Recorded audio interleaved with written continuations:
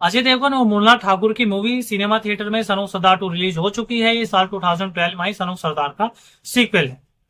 ये एक comedy genre है, लेकिन मैं इस बात की कोई गारंटी नहीं लेता कि जब आप इस मूवी को देखोगे तो शायद आपको कितना लाफ्टर आए, और आपको जितना भी लाफ्टर आएगा उसे शायद आप अपने हाथों की उंगलियों पर गिन सकते हैं। ये एक कॉमेडी जोनर हो या ना हो, लेकिन ऐसा ही है। अगर मैं इस मूवी की कहानी के बारे में बात करूं तो शायद इस मूवी की कहानी पंजाब से निकल करके स्कॉटलैंड में जा चुकी है।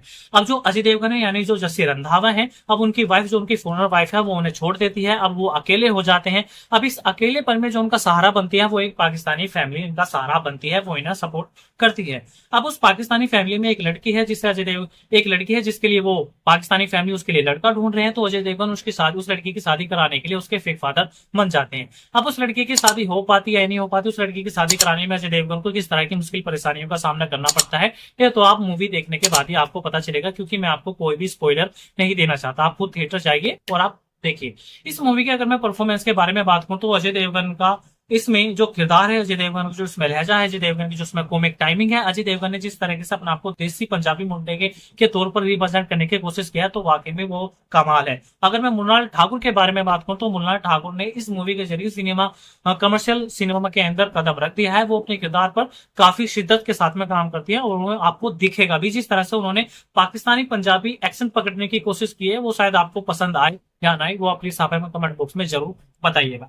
अजय देवगन की कॉमिक टाइमिंग को देख करके शायद आपको हो सकता है हंसी आ जाए, क्योंकि जब वो इस मूवी के दौरान जब वो बॉर्डर का किस्सा सुना रहे होते हैं, वो आपको हंसी आ जाएगी। अगर आपको हंसी नहीं आई, क्योंकि जो उसके सपोर्टिंग कास्ट है, वो चाहे संजय मिश्रा हो चाहे रवि किशन हो, वैसे तो आपके इनके पंजाबी लहजे जो मिश्रा जी का है, संजय मिश्रा का, वो शायद आपको मराठी पंजाबी एक्सेंट मिलेगा। जो रवि किशन है, रवि किशन पहले भोजपुरी इंडस्ट्री में भी काम कर चुके हैं और वो साउथ इंडस्ट्री में भी काम कर चुके हैं, तो जो उनकी पंजाबी है वो शायद उसमें आपको बिहारी एक्सेंट मिलेगा। मोहनलाल ठाकुर का मैं आप लोगों को बता ही चुका हूँ, वो पाकिस्तानी एक्सेंट पंजाबी वाला उन्होंने काफी अच्छे तरीके से पकड़ने की कोशिश की है।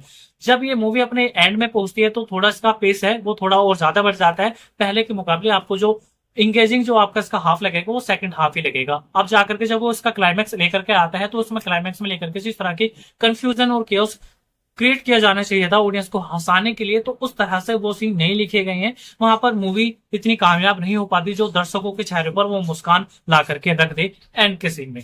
अगर इस मूवी के मैं सिनेमाटोग्राफी के बारे में बात करूं तो शायद उस तरह से इन्होंने उकेरने की, उस तरह से हर सीन को इन्होंने स्कॉटलैंड का उकेरने की कोशिश करने की कोशिश किया, जिसमें शायद ये थोड़ा बहुत कामयाब हो चुके हैं। इस मूवी के अगर मैं गाने के बारे में बात करूं तो शायद ये कह पाना मुश्किल है, जब आप सिनेमा थिएटर से इस मूवी को देख करके बाहर निकलोगे तो शायद आपके चेहरे पर उस मूवी के गाने आपके जहन में रह जाएं, या आप अपने चेहरे पर या अपने होठों के थ्रू, अपनी जबान के थ्रू उस मूवी के गाने को गुनगुनाएं।